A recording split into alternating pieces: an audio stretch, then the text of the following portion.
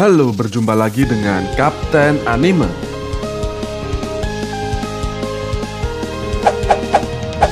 Yo, sebelum memulai pembahasan kali ini, jangan lupa untuk subscribe dan nyalakan lonceng notifikasinya. Terima kasih.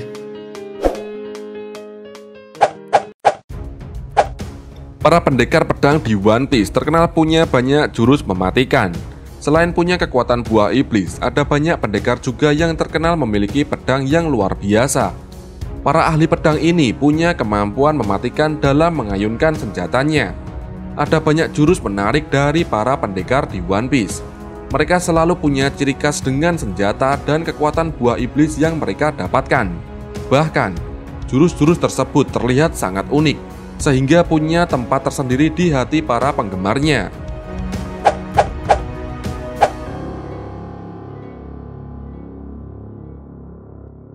Tentu saja, Dracul Mihawk ada di daftar paling atas sebagai pengguna pedang nomor 1 di jagat One Piece.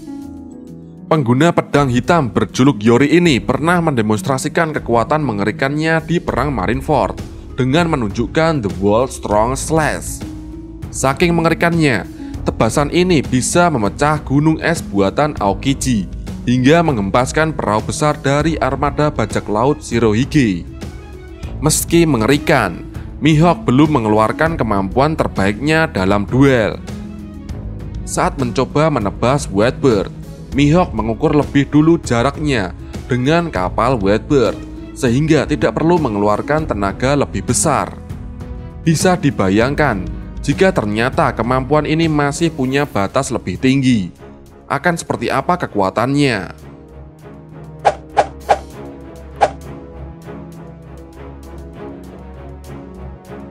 Kinemon adalah salah satu murid loyal dari Kozuki Oden.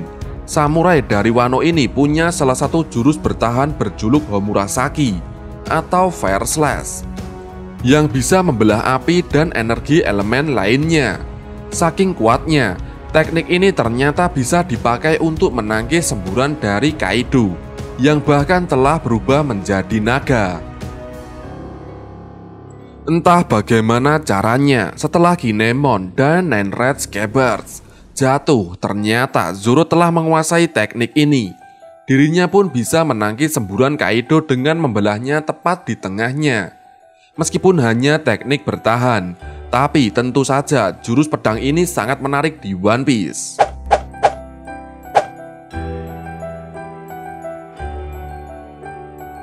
Setelah time skip, Zoro berhasil menguasai teknik baru setelah belajar dari Dracul Mihawk. Kini, dia bisa meningkatkan potensi gaya bertarungnya dengan membuat ilusi. Yap, dia bisa seolah-olah menggunakan 9 pedang sekaligus dan membuatnya terlihat seperti Dewa Asura. Teknik Kyoto-ryu ini sebenarnya merupakan peningkatan potensi dari Santo-ryu, gaya 3 pedang yang telah dikuasai olehnya. Sebelumnya, Zoro sempat mendemonstrasikan teknik ini ketika melawan Kaku, tapi bentuk Asura belum terlihat. Setelah berlatih, kini Zoro bisa membangkitkan sosok tersebut, bahkan seperti menguasainya.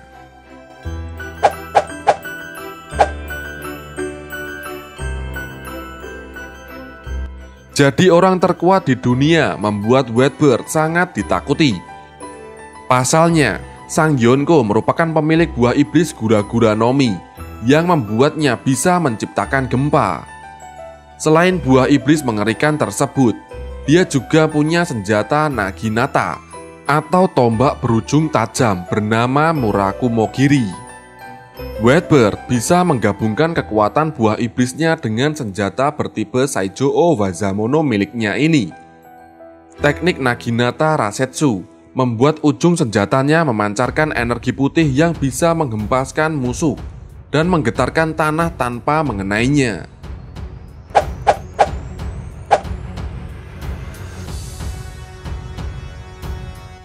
Jadi mantan Shichibukai tentu membuat Law punya reputasi mengerikan.